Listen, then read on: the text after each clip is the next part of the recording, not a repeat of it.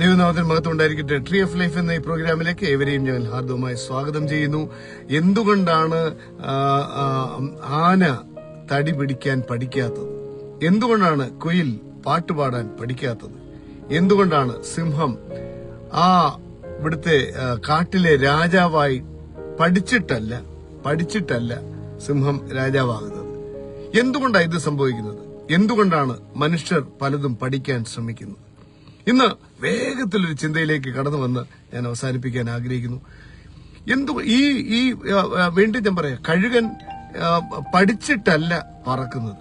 കഴുകൻ ജനിച്ചത് തന്നെ ആകാശത്തിൽ പറക്കാൻ വേണ്ടി തന്നെ. അവൻ പറക്കുക, ആദ്യമൊട്ടേ അങ്ങ് പറക്കുക. അപ്പോൾ ലോകത്തിലെല്ലാ സൃഷ്ടിയും നോക്കുക, ഒരു കാര്യം പിടികിട്ടും. ദൈവം അതിന്റെ ഉള്ളിൽ നൽകിയ നൈസർഗികമായ ആ കഴിവനുസരിച്ച് അത് ജീവിക്കുക. എന്തുകൊണ്ടാണ് നിരാശ കയറി വരുന്നത്? എന്തുകൊണ്ടാണ് മനുഷ്യർക്ക് മാത്രം നിരാശ, ഭാരം, ഡിപ്രഷൻ? ഏതെങ്കിലും കഴുകൻ ഡിപ്രഷന്റെ മരുന്ന് കഴിക്കുന്നുണ്ടോ? ഏതെങ്കിലും സിംഹം ഉറക്കഗുളി കഴിച്ചിട്ടാണോ കിടന്നുറങ്ങുന്നത്?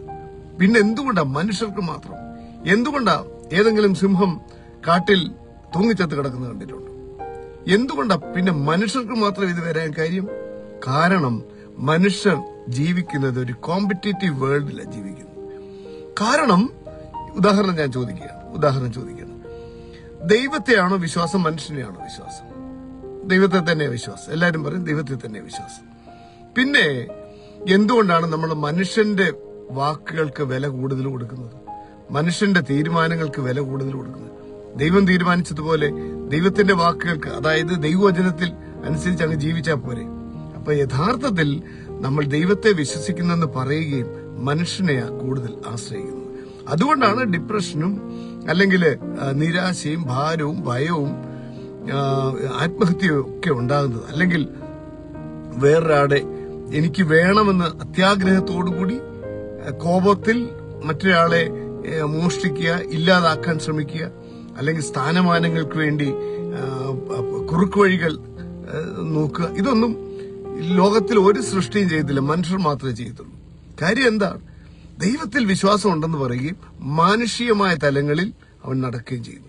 ഇന്ന് വേഗത്തിൽ ഞാൻ ഒരു വാക്ക് പറഞ്ഞുകൊണ്ട് ഞാൻ അവസാനിപ്പിക്കാൻ പോകും. റോമാലേഖനം 12:2 ഇപ്രകാരം പറയുന്നു: ഈ ലോകത്തിന് അനുരൂപമാകാതെ നന്മയും പ്രസാദവും പൂർണ്ണതയുമുള്ള ദൈവഹിതം തിരിച്ചറിയേണ്ടതിന് മനസ്സ് പുതുക്കി രൂപാന്തരപ്പെടുക. അപ്പോൾ ഒരാളുടെ വ്യക്തിത്വം എന്ന് പറയുന്നത് പഠിച്ചെടുക്കുന്നതല്ല വ്യക്തിത്വം. വ്യക്തിത്വം എന്ന് പറഞ്ഞാൽ തന്റെ ഉള്ളിൽ ദൈവം നൽകിയത് അറിയുന്നതാണ് വ്യക്തിത്വം.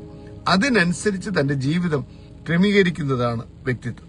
അതുകൊണ്ടാണ് നമ്മൾ ചിലരെ പറ്റി പറഞ്ഞതില്ല, പുത്തൻ പണക്കാരൻ, പൈസയായി, പക്ഷെ സ്വഭാവം ശരിയല്ല, അല്ലെങ്കിൽ വാക്കുകൾ ശരിയല്ല, അല്ലെങ്കിൽ സമൂഹത്തിൽ എങ്ങനെ ഇടപെടണമെന്ന് പൈസയുണ്ട്, കോടിക്കണക്കിനുണ്ട്, 10 റോൾസ് റോയ്സ് ഒക്കെ കാണും, പക്ഷെങ്കിൽ സമൂഹത്തിൽ ഇടപെടാൻ അറിയാൻ വയ്യ.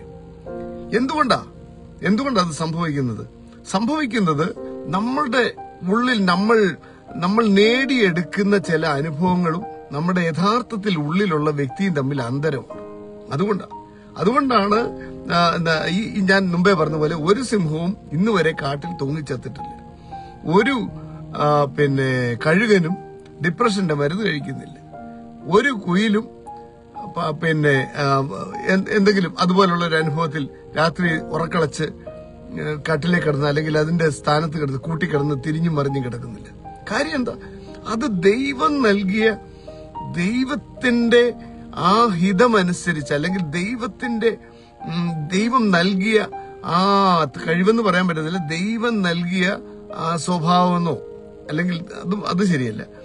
ദൈവം നൽകിയത് എന്തോ അതിനനുസരിച്ച് അത് ജീവിക്കുന്നു. അത് ദൈവം അനുസരിച്ച് ജീവിക്കുന്നു. അപ്പോൾ ഇവിടെ എഴുതിയിരിക്കുന്നത് എന്നാ? ദൈവവചനം ഇത് തന്നെയാ പറയുന്നത്, മനസ്സ് പുതുക്കി രൂപാന്തരപ്പെടും. എന്തുകൊണ്ടാ മനസ്സ് പുതുക്കാൻ ദൈവം പറയുന്നത്? ദൈവവചനത്തിൽ നിന്റെ മനസ്സ് പുതുക്കണം. കാരണം ഞാൻ ഒരു ഉദാഹരണം ഞാൻ നിങ്ങളോട് ചോദിക്കുകയാണ്. ഈ ദൈവവചനത്തിൽ എവിടെങ്കിലും ദൈവത്തിൽ വിശ്വസിക്കുന്നവൻ തകർന്നു പോകുമെന്ന് എഴുതിയിട്ടുണ്ട്? ഈ ദൈവത്തെ വിശ്വസിച്ചിറങ്ങിയവന്റെ തലമുറ നശിച്ചു പോകുമെന്ന് എഴുതിയിട്ടുണ്ട്? അല്ലെ നിന്റെ ജീവിതം മുഴുവൻ തകർച്ചയിലായിരിക്കുമെന്ന് ഈ ദൈവവചനത്തിൽ എവിടെങ്കിലും എഴുതിയിട്ടുണ്ടോ? എല്ലായിടത്തും ഉയർച്ചയുടെ കാര്യമാണ്, അത്ഭുതത്തിന്റെ കാര്യമാണ്, അനുഗ്രഹത്തിന്റെ കാര്യമാണ്, തലമുറകളുടെ നന്മകളുടെ കാര്യമാണ്. ഈ ദൈവവചനത്തിൽ ഉടനീളം എഴുതിയിരിക്കുന്നത് ദൈവത്തിൽ വിശ്വസിക്കുന്നവൻ ദേശത്ത് അടയാളമാകുമെന്ന്, കൊടിയാകുമെന്ന്, ഗോപുരമാകുമെന്ന്, തണ്ടിന്മേൽ വെച്ച വിളക്ക് പോലെ, മലമേൽ വെച്ച പട്ടണം പോലെ ശോഭിക്കുമെന്ന്. പിന്നെ എന്തുകൊണ്ടാണ് മനുഷ്യർക്ക് അത് ജീവിതത്തിൽ വെളിപ്പെടാത്തത്? കാരണം ഞാൻ മുമ്പേ പറഞ്ഞതാണ്, ദൈവത്തിൽ വിശ്വാസം ഉണ്ടെന്ന് പറയുകയും മാനുഷികമായ താല്പര്യത്തിൽ അല്ലെങ്കിൽ മാനുഷികമായ അഭിപ്രായത്തിൽ നമ്മുടെ ജീവിതം നമ്മൾ ക്രമീകരിക്കും. മാനുഷികമായ അഭിപ്രായത്തിൽ നമ്മുടെ ജീവിതം ക്രമീകരിക്കും. അപ്പോൾ യഥാർത്ഥത്തിൽ നമ്മൾ ജീവിക്കേണ്ടത് ഞാൻ ആരായിട്ടാണോ ദൈവം സൃഷ്ടിച്ചത് അതുപോലെ അങ്ങ് ജീവിച്ചാൽ മതി. ഒരു നദിയും ആൾക്കാരുടെ, ആ നാട്ടുകാരുടെ മുഴുവൻ ആലോചന ചോദിച്ചിട്ടല്ല ഒഴുകുന്നത്. അതങ്ങ് ഒഴുകുക. തന്റെ ആ നൈസർഗികമായ വെള്ളം ഒഴുകുന്ന ആ കഴിവ് ഉപയോഗിക്കുമ്പോൾ അതിന് പാറക്കെട്ടും അതിന് മരക്കൂട്ടങ്ങളും അല്ലെങ്കിൽ കുന്നും പർവ്വതവും ഒന്നും അതിന് വിഷയമല്ല. അതിന്റെ സ്വാഭാവികമായ തലത്തിൽ അത് ഒഴുകി കടലിലെത്തും. ഇന്നെന്നെ കേൾക്കുന്നവരോട് പറയട്ടെ, നിങ്ങൾ ഒരിക്കലും പരാജയപ്പെടുന്നില്ല. ദൈവത്തിൽ വിശ്വസിക്കുന്ന നിങ്ങൾ ഒരിക്കലും പരാജയപ്പെടുന്നില്ല. ഒരിക്കലും നിങ്ങളുടെ കുടുംബം നശിച്ചു പോകത്തില്ല. ഒരിക്കലും തലമുറ നശിച്ചു പോകത്തില്ല. ഇപ്പൊ ചില പ്രതികൂലവും പ്രതിസന്ധിയും ഒക്കെ വന്നാലും നിങ്ങൾ ഒഴുകും. നിങ്ങളിൽ ദൈവം തന്ന കഴിവനുസരിച്ച് പാറയാണേലും മലയാണെങ്കിലും അതിനകത്തൂടെ നദികൾ വഴി കണ്ടെത്തുന്നത് പോലെ ഇന്ന് എന്നെ കേൾക്കുന്ന മുഴുവൻ പേരോടും പറയാം, ദൈവവചനം ഒരിക്കലും ഭോഷ്ക് പറയത്തില്ല. ദൈവം പറഞ്ഞത് ഉയർച്ചയാണെങ്കിൽ, അനുഗ്രഹമാണെങ്കിൽ, ഉയർച്ച നന്മയാണെങ്കിൽ, തലമുറകളുടെ നന്മകളാണെങ്കിൽ, ഇപ്പൊ കടന്നു പോകുന്ന സാഹചര്യങ്ങൾ ഒന്നിനും നിങ്ങൾ നിന്നുപോകാൻ പോകുന്നില്ല. ദൈവത്തിൽ വിശ്വസിച്ചവൻ മുൻപോട്ട് തന്നെ പോകും. അങ്ങനെയാണെങ്കിൽ ഒന്നുകൂടെ എന്റെ കൂടെ ചേർന്ന് സിംഹം ഗർജിക്കാൻ പഠിക്കുന്നില്ല, സ്വാഭാവികമായി അത് ഗർജിക്കുകയാണ്. സിംഹം കാട്ടിലെ രാജാവായി പഠിച്ച് തെരഞ്ഞെടുപ്പിൽ കൂടിയല്ല, അത് സ്വാഭാവികമായി അത് രാജാവാ, അതിനറിയാം രാജാവാണ്. അല്ലെങ്കിൽ കുയില് ഒരു ഭാഗവതരെയും വെച്ച് പാട്ട് പഠിച്ചിട്ടല്ല പാടുന്നത്, അതങ്ങ് സ്വാഭാവികമായിട്ട് പാടുക. അല്ലെങ്കിൽ കഴുകൻ സ്വാഭാവികമായിട്ട് അങ്ങ് പറക്കുക. അവന് കാറ്റ് കാണുമ്പോൾ അവന് വിഷയമല്ല, അവന് സന്തോഷമാണ്. കാര്യം കാറ്റിന് മുകളിൽ, മേഘത്തിന് മുകളിൽ കൂടി പറക്കാനാണ് എല്ലാ കഴുകന്മാരും ചെയ്യുന്നത്. അതാരാ അവനെ പഠിപ്പിച്ചത്? ഉള്ളിന്റെ ഉള്ളിൽ. ഞാൻ ഇങ്ങനെ മനോഹരമായൊരു കഥ കേട്ടിട്ടുണ്ട്. അത് എനിക്ക് ഭയങ്കര ഇഷ്ടപ്പെട്ട, അത് ശരിയാ. 2 മുട്ടകൾ, കോഴിമുട്ടയും താറാവും മുട്ടയും കൊണ്ടുവന്ന് ആറ്റിന്റെ കരയിൽ കൊണ്ടുവച്ചു വിരിയിക്കാൻ വേണ്ടി. 2 താറാവിന്റെ മുട്ടയും കോഴിയുടെ മുട്ടയും കൊണ്ടുവച്ച് ആറ്റുതീരത്താ അത് വിരിഞ്ഞിറങ്ങിയത്. വിരിഞ്ഞ് 2 ഒരേ സമയത്ത് തന്നെ ഇറങ്ങി. ഈ താറാവ് വിരിഞ്ഞ പാടെ വെള്ളത്തിലോട്ട് എടുത്ത് ഒരൊറ്റ ചാട്ടം. പക്ഷെ കോഴി വെള്ളം കണ്ട് പുറകോട്ട് പോയി. ഇതാരാ അവരെ പഠിപ്പിച്ചത്? കോഴിക്കുഞ്ഞിനാരെങ്കിലും ട്യൂഷൻ എടുത്തോ? നീ ആറ്റി ചാടല്ലേ, നീ തീർന്നു. താറാവിനാരെങ്കിലും ട്യൂഷൻ എടുത്തോ? നീ വെള്ളത്തിലല്ല. അതിന്റെ ഉള്ളിൽ ദൈവം നൽകിയ ആ പദ്ധതി അനുസരിച്ച്. കാര്യം നാട്ടുകാരുടെ അഭിപ്രായമോ വീട്ടുകാരുടെ അഭിപ്രായമോ കുടുംബക്കാരുടെ അഭിപ്രായം അതിന് കേൾക്കാനില്ലാത്തത് കൊണ്ട് അത് നൈസർഗികമായി ദൈവം നൽകിയ സ്വഭാവത്തിനനുസരിച്ച് അതങ്ങ് മുന്നോട്ട് പോയി. എന്നെ കേൾക്കുന്നവരോട് പറട്ടെ, നിങ്ങൾ ഉയർച്ച തന്നെ പ്രാപിക്കും, താഴ്ച പ്രാപിക്കത്തില്ല. നിങ്ങളുടെ കുടുംബം അനുഗ്രഹിക്കപ്പെടും എപ്പോൾ? ദൈവവചനത്തിനനുസരിച്ച് ജീവിക്കുമ്പോൾ, ദൈവവചനത്തിനനുസരിച്ച്. അപ്പോൾ ഞാൻ മുമ്പേ പറഞ്ഞു, വീണ്ടും അത് കട്ടായി പോയി. ഓക്കെ, ജോയിൻ ചെയ്യാം. അപ്പോൾ ഞാൻ വീണ്ടും പറഞ്ഞ് പെട്ടെന്ന് അവസാനിപ്പിക്കുക. അപ്പോൾ മനസ്സ് പുതുക്കി രൂപാന്തരപ്പെടണം. എന്തുകൊണ്ടാ? ദൈവത്തിന്റെ കൂടെ നടന്നവർക്ക് പോലും പല കാര്യങ്ങളും പിടികിട്ടിയില്ല. ഞാൻ അതൊന്ന് പറഞ്ഞ് അവസാനിപ്പിക്കുകയാണ്. ഇവിടെ മലാഖി പുസ്തകത്തിൽ 4:5 എഴുതിയിട്ടുണ്ട്, ദൈവം പറയാ, ഞാൻ നിങ്ങൾക്ക് മുൻപേ ഏലിയ പ്രവാചകനെ അയക്കും. അതിന്റെ 6 എഴുതിയിരിക്കുക, അവൻ വന്ന് ഭൂമിയെ അപ്പന്മാരുടെ ഹൃദയം മക്കളോടും മക്കളുടെ ഹൃദയം അപ്പന്മാരോടും നിരപ്പിക്കും. മലാഖി പുസ്തകത്തിൽ എഴുതിയിരിക്കുക. അപ്പോൾ യഹൂദ ജനത്തിന് മുഴുവൻ പിടികിട്ടി, മെസ്സിഹ വരുന്നതിന് മുൻപേ ഏലിയ പ്രവാചകൻ വീണ്ടും വരും. പക്ഷെ ഏലിയ പ്രവാചകൻ പിന്നെ പഴയ നിയമത്തിൽ ആദ്യ രംഗങ്ങളിൽ തന്നെ കള ഒഴിഞ്ഞ വ്യക്തിയാണ്. വലിയ പ്രവാചകനായിട്ട് നിന്ന് കള ഒഴിഞ്ഞ വ്യക്തിയാണ്. കാറ്റിൽ എടുക്കപ്പെട്ട വ്യക്തിയാണ്. ആകാശത്തേക്ക് എടുക്കപ്പെട്ട വ്യക്തിയാണ്. അപ്പോൾ പിന്നെയും മലാഖി പുസ്തകത്തിൽ എഴുതിക്കാം, മെസ്സിഹ വരുന്നതിന് മുമ്പേ ഏലിയ പ്രവാചകൻ വരും. അപ്പോൾ സ്വാഭാവികമായിട്ടും അവരിങ്ങനെ നോക്കിക്കൊണ്ടിരിക്കാം, മെസ്സിഹ വരണമെങ്കിൽ ഏലിയ പ്രവാചകൻ വന്നാൽ അതിന്റെ പുറകെ മെസ്സിഹ വരും എന്നാണ്. അങ്ങനെ മത്തായിയുടെ സുവിശേഷം 17-ാം അധ്യായത്തിൽ കർത്താവ് മറുരൂപമലയിലേക്ക് പോകുന്നു. അവിടെ ചെല്ലുമ്പോൾ പിന്നെ ഒരു ദർശനം കിട്ടുന്നു. അവിടെ വെച്ച് പത്രോസും യാക്കോബും യോഹനാനും ദൈവത്തോട് ചോദിക്കുന്ന ഒരു ചോദ്യമുണ്ട്.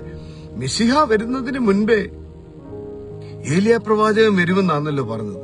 പക്ഷെ നീ മെശിഹ എന്ന് നീ പറയുന്നു. ഇവിടെ കണ്ടത് നീ മെശിഹ ആണെന്ന്, ഇവൻ എന്റെ പ്രിയപുത്രൻ, നീ മെശിഹ ആണെന്ന് ഇവിടെ വെളിപ്പെട്ടത്. പക്ഷെ ഇതിനു മുമ്പേ ഏലിയ പ്രവാചകൻ വരണ്ടേ? പക്ഷെ ഇപ്പോൾ മറുരൂപം മലയിൽ ഇപ്പൊ നീ വന്നതിന് ശേഷമാണല്ലോ ഇപ്പൊ ഏലിയ പ്രവാചകനെ കാണുന്നത്. അപ്പോൾ കർത്താവ് പറയുന്ന ഒരു വാക്കുണ്ട്, അത് ഞാൻ ഇതിൽ എടുത്തോളാം. കർത്താവ് പറയുന്ന ഒരു വാക്കുണ്ട്, നിങ്ങൾ അറിഞ്ഞില്ല ഏലിയ പ്രവാചകൻ മുന്നമേ വന്നിരുന്നു. ഏലിയ പ്രവാചകൻ മുന്നമേ വന്നിരുന്നു. അവിടെ മത്തായിയുടെ സുവിശേഷം 17:10 ശിഷ്യന്മാര് കർത്താവിനോട് ചോദിക്കുക, എന്നാൽ ഏലിയാവ് മുൻപേ വരേണ്ടതെന്ന് ശാസ്ത്രിമാർ പറയുന്നത് എന്ത് എന്ന് ചോദിച്ചു. അതിന് യേശു മറുപടി പറയാ, അതിനവൻ ഏലിയാവ് വന്നു സകലവും യഥാസ്ഥാനത്താക്കും. സത്യം. അടുത്ത വാക്യം, എന്നാൽ ഏലിയാവ് വന്നു കഴിഞ്ഞു എന്ന് ഞാൻ നിങ്ങളോട് പറയുന്നു. എങ്കിലും അവർ അവനെ അറിഞ്ഞുകൊള്ളാതെ തങ്ങൾക്ക് തോന്നിയതുപോലെ എല്ലാം അവനോട് ചെയ്തു. അവണ്ണം മനുഷ്യപുത്രനും അവരാൽ കഷ്ടപ്പെടുവാനുണ്ട് എന്ന് പറഞ്ഞു. എന്ന് പറഞ്ഞാൽ യേശുക്രിസ്തു പറഞ്ഞു, ഞാനാണ് മെസ്സിഹ. ശിഷ്യന്മാര് ചോദിക്കുന്നു, മെസ്സിഹ വരുന്നതിന് മുമ്പേ ഏലിയ പ്രവാചകൻ വരണമെന്ന് തിരുവചനത്തിൽ എഴുതിയിട്ടുണ്ട്. പക്ഷെങ്കിൽ അത് ഇതുവരെ സംഭവിച്ചിട്ടില്ല. പിന്നെ നീ എങ്ങനെ മെസ്സിഹയായിട്ട് വരുന്നത്? അവർ ചോദിച്ച ചോദ്യത്തിന് വല്ല കുഴപ്പമുണ്ടോ? ഒരു കുഴപ്പമില്ല. പക്ഷെ കർത്താവ് പറയാണ്, എടാ നീ അറിയാത്തത് കൊണ്ട് ഏലിയ പ്രവാചകൻ വന്നു. അപ്പോൾ അടുത്ത 13ാമത്തെ വാക്യത്തിൽ ഇത് പറഞ്ഞുകൊണ്ടിരുന്നപ്പോൾ അവർക്ക് പിടികിട്ടി, അവൻ യോഹന്നാൻ സ്നാപകനെ കുറിച്ച് തങ്ങളോട് പറഞ്ഞുവെന്ന് ശിഷ്യന്മാർ ഗ്രഹിച്ചു. എന്ന് പറഞ്ഞാൽ ദൈവം എന്തെങ്കിലും പറഞ്ഞിട്ടുണ്ടെങ്കിൽ മാനുഷിക ബുദ്ധിയിലോ ശാസ്ത്രീയാണെന്ന് പറഞ്ഞാലും ന്യായശാസ്ത്രിയാന്ന് പറഞ്ഞാലും പരീശനാന്ന് പറഞ്ഞാലും ദൈവം വെളിപ്പെടുത്തി കൊടുക്കുമ്പോൾ മാത്രമേ അത് വെളിപ്പെട്ട് വരത്തുള്ളൂ എന്ന് കരുതി ദൈവം പ്രവർത്തിക്കാതിരിക്കത്തില്ല. ദൈവത്തിന്റെ പ്രവൃത്തി ഒരു സെക്കൻഡ് പോലും താമസിക്കത്തില്ല.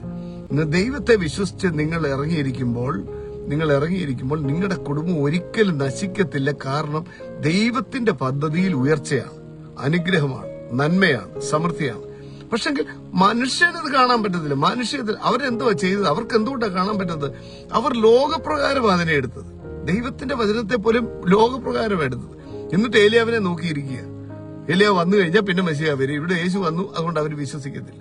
ഇന്ന് എന്നെ കേൾക്കുന്നവരോട് പറയട്ടെ, ഇത് തന്നെയല്ലേ യഥാർത്ഥത്തിൽ ഇന്നും സംഭവിക്കുന്നത്? ദൈവവചനം പറയുന്നത് 1 യോഹന്നാൻ 3:2 ഇങ്ങനെ പറയുന്നത്, പ്രിയമുള്ളവരെ, നാം ഇപ്പോൾ ദൈവമക്കൾ ആകുന്നു. നാം ഇന്നതാകുമെന്ന് ഇതുവരെ പ്രത്യക്ഷമായിട്ടില്ല. അവൻ പ്രത്യക്ഷനാകുമ്പോൾ നാം അവനെ താൻ ഇരിക്കും പോലെ തന്നെ കാണുന്നത് കൊണ്ട് അവനോട് സദൃശ്യമാകും എന്ന് നമ്മൾ അറിയുന്നു. എന്ന് പറഞ്ഞാൽ, ചുരുക്കം പറഞ്ഞാൽ ഇത്രയേ ഉള്ളൂ. ഇപ്പൊ വിശ്വാസികളാണെങ്കിലും പ്രാർത്ഥിക്കുന്ന, കർത്താവേ എന്നെ ജയാളിയാക്കണേ, എന്നെ അനുഗ്രഹിക്കണേ, എന്നെ അത്ഭുതമാക്കണമേ. അവരറിയുന്നില്ല അവർ ഓൾറെഡി ജയമാണ് ക്രിസ്തുയേശുവിൽ. അവർ ഓൾറെഡി യേശുക്രിസ്തുവിൽ വിശ്വസിക്കുന്ന വ്യക്തി ജയമാണ്. ഒരു ലോകത്തിൽ എന്നാ സാഹചര്യം, പ്രശ്നവും പ്രതികൂലവും തടസ്സവും വന്നാലും അവരതിനെ ജയിക്കും. ആത്യന്തികമായ ജയം അവർക്കുള്ളതാണ്. പക്ഷെങ്കില് അവര് ഡിപ്രഷന്റെ മരുന്ന് കഴിക്കുക, അവർ ഉറക്കമില്ലാതെ ചുറ്റിക്കടന്ന് കടക്കയിൽ കിടന്ന്, ഇങ്ങനെ വചനത്തിൽ എഴുതിയിട്ടുണ്ട്, കതകിന്റെ ചുഴിയിൽ കിടന്ന് കറങ്ങുന്നത് പോലെ ഇരുന്ന് കറങ്ങിക്കൊണ്ട്, അത് അന്നുകൊണ്ട് അന്നേരം ഈ കറക്കം കട്ടിലേൽ കിടന്ന് രാത്രിയിൽ ഉറക്കമില്ലാതെ ഉള്ള ചുറ്റി തിരിയൽ ഇന്നുണ്ടെങ്കിൽ ഇന്ന് അവസാനിപ്പിച്ചോണം. ദൈവം വിളിച്ചത് ജയാളിയായിട്ടാണ്. ദൈവം വിളിച്ചത് യേശുക്രിസ്തു മുഖാന്തരം സർവ്വ അനുഗ്രഹങ്ങളും തന്നിട്ടുണ്ട്. സ്വർഗത്തിലെ സകല ആത്മീയ അനുഗ്രഹത്താലും ക്രിസ്തുയേശുവിൽ നിന്നെ അനുഗ്രഹിച്ചിരിക്കുക. എന്റെ ദൈവം എന്റെ ബുദ്ധിമുട്ടൊക്കെയും മഹത്വത്തോടെ തന്റെ ധനത്തിനൊത്തോണം പൂർണ്ണമായി ക്രിസ്തുയേശുവിൽ തീർത്തു തരും. എന്നെ ശക്തനാക്കുന്ന യേശുക്രിസ്തു മുഖാന്തരം ഞാൻ സകലത്തിനും മതിയാകനാകുന്നു. എന്റെ ഭീരുത്വത്തിന്റെ ആത്മാവിനെയല്ല, ശക്തിയുടെയും സുബോധത്തിന്റെ സ്നേഹത്തിന്റെ ആത്മാവിനെ തന്നിരിക്കുന്നത്. നിങ്ങൾ ദൈവാത്മാവ് നടത്തപ്പെടുന്നവരെല്ലാം ദൈവത്തിന്റെ മക്കളാണ്. ഇനി ക്രിസ്തുയേശുവിലുള്ളവന് യാതൊരു ശിക്ഷാവിധിയുമില്ല. അതുകൊണ്ട് രോഗമോ നഗ്നതയോ പീഡയോ വാളോ ഉപദ്രവമോ എന്തു വന്നാലും യേശുക്രിസ്തുവിന്റെ സ്നേഹത്തിൽ നിന്നെ വേർപിരിക്കാൻ കഴിയത്തില്ല. ഞാൻ ഇവയിലൊക്കെയും പൂർണ്ണ ജയം പ്രാപിക്കുന്ന ദൈവവചനം പറയുന്നു. ഇനിയും ഡിപ്രഷന് മരുന്ന് കഴിക്കണോ? ഇനിയും ഉറക്കഗുളിക കഴിക്കണോ? ഉറക്കം കിട്ടുന്നില്ലേ? ഭാരമാണോ? ഭയമാണോ? നാളെ എന്തായി തീരുന്നു? ഒന്നുകൂടെ പറഞ്ഞേ, ഇവിടെയാ മനസ്സ് പുതുക്കി നമ്മൾ രൂപാന്തരപ്പെടേണ്ടത്. ദൈവവചനത്തിൽ എന്തു പറയുന്നു? കണ്ണടച്ച് വിശ്വസിക്കണം. ഇന്ന് ഞാൻ ഇവിടെ അവസാനിപ്പിക്കുകയാണ്. പ്രിയമുള്ളവരെ, ഞാൻ പറഞ്ഞത് ദൈവവചനത്തിൽ ഏലിയ പ്രവാചകൻ വരുമെന്ന് പറഞ്ഞു. പക്ഷെ അന്നത്തെ ശാസ്ത്രിമാർക്ക് പോലും പിടികിട്ടിയില്ല യോഹന്നാൻ സ്നാപകനാണ് ഏലിയാവ്. ഇന്നെന്നെ കേൾക്കുന്ന മുഴുവൻ പേരോടും പറയും, ദൈവത്തിന്റെ വചനത്തിന് എഴുതിയിട്ടുണ്ടെങ്കിൽ ഒരു സെക്കൻഡ് പോലും താമസിക്കത്തില്ല, ഒരു മിനിറ്റ് പോലും അതിന്റെ ഇല്ലാതെ വരത്തുമില്ല. കണ്ണടച്ച് ദൈവത്തെ വിശ്വസിക്കണം. ഇപ്പോഴത്തെ ആ രോഗത്തിന്റെ അനുഭവമോ ഇപ്പോഴത്തെ ആ സാമ്പത്തിക ബുദ്ധിമുട്ടോ അല്ലെ മാനസികമായ ബുദ്ധിമുട്ടോ അതിനെ നിങ്ങൾക്ക് അതിജീവിക്കാൻ പറ്റും യേശുവിന്റെ നാമത്തിൽ. നിങ്ങൾക്കതിനെ നേരിടാൻ പറ്റും യേശുവിന്റെ നാമത്തിൽ. നിങ്ങളുടെ കുടുംബത്തെ നിങ്ങൾ യേശുവിന്റെ നാമത്തിൽ അനുഗ്രഹിച്ച്. അതുകൊണ്ട് എഴുതിയിരിക്കുന്നത്, നിങ്ങൾ അനുഗ്രഹം അനുഭവിക്കാൻ വിളിക്കപ്പെട്ടവരാകിയാൽ നമ്മൾ ചെയ്യേണ്ടത് എന്താ? വിശ്വാസത്തോടെ കുടുംബത്തെ അനുഗ്രഹിച്ചുകൊണ്ടിരുന്നോണം. കുടുംബത്തെ, കുഞ്ഞുങ്ങളെ അനുഗ്രഹിച്ചുകൊണ്ടിരുന്നോണം. ഇപ്പൊ അനുഗ്രഹം കാണുന്നില്ല, വരും. ഒരു മിനിറ്റ് പോലും താമസിക്കത്തില്ല. ദൈവത്തിന്റെ സമയത്ത് അത് വന്നിരിക്കും, 100% വന്നിരിക്കും. ഇന്ന് എന്റെ കൂടെ ഒന്നുകൂടെ പറഞ്ഞ്, കുയില് പാട്ട് പഠിക്കുന്നില്ല, സിംഹം ഗർജിക്കാൻ പഠിക്കുന്നില്ല, കഴുകൻ പറക്കാൻ പഠിക്കുന്നില്ല. സ്വാഭാവികമായി ഉള്ളിൽ കൊടുത്തതനുസരിച്ച് അത് ജീവിക്കുക. അങ്ങനെയാണെങ്കിൽ ഇന്ന് ജയാളികൾ എത്ര പേരുണ്ട്? ഇന്ന് നിങ്ങളെ വിശ്വസിക്കുന്നവരാൽ ഈ അടയാളങ്ങൾ നടക്കും. രോഗികളുടെ മേൽ നിങ്ങൾ കൈവച്ചാൽ സൗഖ്യമാകുമെന്ന് പറഞ്ഞാൽ അത് എന്നോടുകൂടിയാണെന്ന് വിശ്വസിക്കുന്ന എത്ര പേരുണ്ട്? നിങ്ങളുടെ കൈയാൽ അത്ഭുതം നടക്കും, നിങ്ങളുടെ കൈയാൽ വിടുതൽ നടക്കും. ഒരു ദൈവദാസന്റെയും ദൂത് കേൾക്കാൻ നിങ്ങൾ പോകേണ്ട ആവശ്യമില്ല. കാര്യം യോഹന്നാന്റെ ലേഖനത്തിൽ എഴുതിക്കുക, നിങ്ങളെ ഉപദേശിക്കുന്നവൻ നിങ്ങളുടെ ഉള്ളിൽ തന്നെ ഇരിപ്പുണ്ട്. അഭിഷേകം നിങ്ങളുടെ ഉള്ളിൽ തന്നെ ഇരിക്കുന്നു. ഇനിയും ആരുടെ ഉപദേശം നിങ്ങൾക്ക് ആവശ്യമില്ല. യേശുക്രിസ്തുവിൽ വിശ്വസിക്കുന്നവൻ പരിശുദ്ധാത്മ അഭിഷേകം പ്രാപിച്ച, അതൊക്കെ കിട്ടിയിട്ടില്ലെങ്കിൽ പ്രാപിക്കേണ്ടത് കേട്ടോ. പ്രാർത്ഥനയിലും ഉപവാസത്തിലും ഇരുന്ന് പരിശുദ്ധാത്മ അഭിഷേകത്തിന് വേണ്ടി പ്രാർത്ഥിക്കണം. അതെങ്ങനെ കിട്ടിയെന്ന് എങ്ങനെ അറിയുന്നത്? വിശ്വാസത്തിൽ നമ്മൾ അറിയും അത് ലഭിച്ചത്. അല്ലാതെ അത് വലിയ തീ പോലെ, പണ്ട് സീനായി പർവ്വതത്തിൽ ഇറങ്ങിയ പോലെ തീയും പുകയും കുലുക്കവും ഒന്നും വേണമെന്നില്ല. അത് ഓൺലി ത്രൂ ഫെയ്ത്ത്, വിശ്വാസത്തിൽ നാം അറിയുന്നെന്ന് എഴുതിയിരിക്കുന്നത്. അപ്പോൾ പരിശുദ്ധാത്മ അഭിഷേകം ഉണ്ടെന്ന് എങ്ങനെ? വിശ്വാസത്തിൽ അറിയുന്നു. അപ്പോൾ ഇതൊന്നും വെളിയിലുള്ള ഒരു വ്യക്തി പറഞ്ഞിട്ടല്ല അറിയേണ്ടത്, ഇത് സ്വയം അറിയേണ്ട കാര്യമാണ്. അങ്ങനെ വരുമ്പോൾ നമ്മൾ അറിയും. അവിടെ മുമ്പേ വായിച്ച വചനം പോലെ, അന്നാളിൽ കർത്താവിന്റെ മടങ്ങിയൊരുവയിൽ നിങ്ങൾക്ക് പിടികിട്ടും, നിങ്ങൾ അവനോട് സദൃശന്മാരായിരുന്നു എന്ന്. ആണെന്നല്ല, ആയിരുന്നു എന്ന്. ഓൾറെഡി നമ്മളെ ആ തലത്തിലാ ദൈവവിശ്വാസിയെ കർത്താവ് കൊണ്ട് ഇരുത്തിയിരിക്കുന്നത്. ഒന്ന് വിശ്വസിച്ചാൽ മതി. ഇന്ന് നിങ്ങളുടെ സാഹചര്യങ്ങൾ എത്ര പ്രതികൂലമാണെങ്കിലും അതിനെ നിങ്ങൾക്ക് അതിജീവിക്കാം. നിങ്ങളുടെ രോഗത്തെ നിങ്ങൾക്ക് സൗഖ്യമാകും. യേശുവിന്റെ നാമത്തിൽ നിങ്ങൾ കൈവച്ച രോഗം സൗഖ്യമാകും. യേശു നാമത്തിൽ നിങ്ങൾ കൽപ്പിച്ചാൽ ഭൂതങ്ങൾ വിട്ടുപോകും. പലപ്പോഴും ഞാൻ കണ്ടിട്ടുണ്ട്, ഭൂതമിളക്ക് ശുശ്രൂഷയൊക്കെ കണ്ടിട്ടുണ്ട്. ഭൂതമിളക്ക് ശുശ്രൂഷ പലയിടത്തും ഞാൻ കണ്ടിട്ടുണ്ട്. ഭൂതമിളക്കുന്ന ശുശ്രൂഷ കണ്ടിട്ടുണ്ട്. അതുപോലെ തന്നെ ഭൂതമിളക്കിയിട്ട് പൂർണ്ണമായിട്ടും വിട്ടുമാറാതെ ശുശ്രൂഷകൻ വേർക്കുന്നത് ഞാൻ കണ്ടിട്ടുണ്ട്. അപ്പൊ ആവശ്യമില്ലാത്ത ഇളക്കിലൊന്നും പോകാതിരിക്കുക നല്ലത്. ഇളക്കാതിരിക്കുക. യേശുവിന്റെ നാമം പറഞ്ഞാൽ അത് ആരും അറിയാതെ പോലും അത് വിട്ടുപോകും. കണ്ടിട്ടില്ലേ മദ്യപാനികള് വിടുതൽ പ്രാപിക്കുന്നത്? 15 ഡീഅഡിക്ഷൻ സെന്ററിൽ 40 തവണ അഡ്മിറ്റായിട്ടും മാറാത്ത വ്യക്തി ഇളകി പറഞ്ഞൊന്നും താഴെ വീണില്ല. യേശുവിന്റെ നാമത്തിൽ പ്രാർത്ഥിച്ചപ്പോൾ അതങ്ങ് വിട്ടുപോയി. ജീവിത രൂപാന്തരങ്ങൾ, കൊലപാതകികൾ മനസ്സ് മാറുന്നത് ഇളകി പോകണമെന്നൊന്നുമില്ല. യേശുവിന്റെ നാമത്തിൽ പ്രാർത്ഥിച്ച് അതും വിട്ടുപോയി. അതുകൊണ്ട് അത് ഇളക്കുന്നത് നോക്കി നിൽക്കേണ്ട. അതാണ് ഞാൻ പറഞ്ഞത്, മനുഷ്യമായ തലങ്ങളായി പ്രകടനങ്ങൾ കാണുന്നു. യേശുവിന്റെ നാമത്തിൽ പ്രാർത്ഥിച്ചാൽ മതി. അതിനും മേളിലൊരു നാമമില്ല. അത്ഭുതങ്ങൾ നടന്നോളൂ. ഇന്ന് ഞാനിവിടെ അവസാനിപ്പിക്കുകയാണ്. ഇന്ന് എത്ര പേർക്ക് ധൈര്യമുണ്ട് പറയാൻ, ഞാൻ ഉയർച്ച തന്നെ പ്രാപിക്കും, ഞാൻ അനുഗ്രഹിക്കപ്പെടും, എന്റെ കുടുംബം അനുഗ്രഹിക്കപ്പെടും, എന്റെ തലമുറകൾ നശിച്ചു പോകത്തില്ല, എന്റെ വരുമാന മാർഗത്തിൽ വർധനവുണ്ടാകും, കൃഷിയിടങ്ങൾ അനുഗ്രഹിക്കപ്പെടും, തൊഴുത്ത് അനുഗ്രഹിക്കപ്പെടും, തൊടുന്ന സകലത്തിലും അനുഗ്രഹമാണ്. എന്റെ കുഞ്ഞുങ്ങൾ മേശയ്ക്ക് ചുറ്റും ഒലിവ് തൈ പോലെയും, എന്റെ ജീവിത പങ്കാളി, എന്റെ ഭാര്യ വീട്ടിനകത്ത് മുന്തിരിവള്ളി പോലെ ഇരിക്കും. പ്രവചിച്ചോണം. അത് തന്നെയാ ദൈവത്തിന്റെ ഡിസൈൻ. അപ്പൊ നമുക്ക് പ്രാർത്ഥിക്കാം. പിതാവേ, ഞങ്ങൾ ഒരുമിച്ച് പ്രാർത്ഥിക്കുന്നു. യേശു ക്രിസ്തുവിന്റെ നാമത്തിൽ ഞങ്ങളുടെ ജീവിതത്തെ ജയമാക്കേണ്ട ഉത്തരവാദിത്വം ഞങ്ങളുടെ മേൽ ദൈവം തന്നിരിക്കും. ഇന്ന് യേശുവിന്റെ നാമത്തിൽ ഞങ്ങൾ വിശ്വസിച്ചുകൊണ്ട് ഞങ്ങൾ പ്രാർത്ഥിക്കുന്നു. യേശുവിന്റെ നാമത്തിൽ ഇപ്പോൾ തന്നെ രോഗികൾ സൗഖ്യമാകട്ടെ. ഇപ്പോൾ തന്നെ യേശു നാമത്തിൽ കുടുംബങ്ങൾ അനുഗ്രഹിക്കപ്പെട്ട്, ഇപ്പോൾ തന്നെ തലമുറകൾ അനുഗ്രഹിക്കപ്പെട്ട്, ശുശ്രൂഷ അനുഗ്രഹിക്കപ്പെടട്ടെ, ആരോഗ്യം വർദ്ധിക്കട്ടെ. എല്ലാ മേഖലകളും യേശുവിന്റെ നാമത്തിൽ കവിഞ്ഞൊഴുകുന്ന അനുഗ്രഹമായി മാറട്ടെ. അനുഗ്രഹിച്ച് പ്രാർത്ഥിക്കുന്നു. ഇന്നത്തെ ദിവസം യേശു നാമത്തിൽ അനുഗ്രഹിക്കുന്നു. പലവിധമായ ചലഞ്ചുകളിൽ കൂടി കടന്നു പോകുന്നവരുണ്ട്. യേശുനാമത്തിൽ ഇന്ന് വിടുതൽ കാണട്ടെ, ഇന്ന് അത്ഭുതങ്ങൾ കാണട്ടെ, ഇന്ന് വിസകളൊക്കെ റിലീസ് ചെയ്യപ്പെടട്ടെ, ജോലി തടസ്സങ്ങൾ മാറട്ടെ, വഴികൾ തുറക്കപ്പെടട്ടെ, പ്രമോഷൻ ലഭിക്കട്ടെ. യേശുവിന്റെ നാമത്തിൽ പിതാവെ ഞങ്ങൾ പ്രാർത്ഥിക്കുന്നു. ഇന്ന് മനസ്സിലെ ഭാരങ്ങൾ എടുത്തു മാറിയിരിക്കുക സ്തോത്രം. പുതിയ ജീവനും പുതിയ ശക്തിയും ഹൃദയത്തിൽ സമാധാനത്തിൽ കർത്താവ് നൽകിയിരിക്കുക സ്തോത്രം. അനുഗ്രഹിച്ച് പ്രാർത്ഥിക്കുന്നു. എല്ലാ നന്മകളാലും നിറയ്ക്കണം യേശുവിന്റെ നാമത്തിൽ തന്നെ. ആമേൻ, ആമേൻ, ആമേൻ. കർത്താവ് എല്ലാവരെയും അനുഗ്രഹിക്കട്ടെ. God bless you, God bless you, God bless you. നാളെയും കർത്താവ് അനുവദിച്ചാൽ 8:30 മണിക്ക് തന്നെ വീണ്ടും നമുക്ക് കണ്ടുമുട്ടാം. ടിൽ ദെൻ കർത്താവിന്റെ തങ്കച്ചിറകിൽ കർത്താവ് സൂക്ഷിക്കട്ടെ. വീണ്ടും ഞാൻ പറയാം, നിങ്ങൾ ഉയർച്ച തന്നെ പ്രാപിക്കും, താഴ്ച പ്രാപിക്കത്തില്ല. ദൈവജനം അങ്ങനെ പറയുന്നു. God bless you, God bless you, God bless you.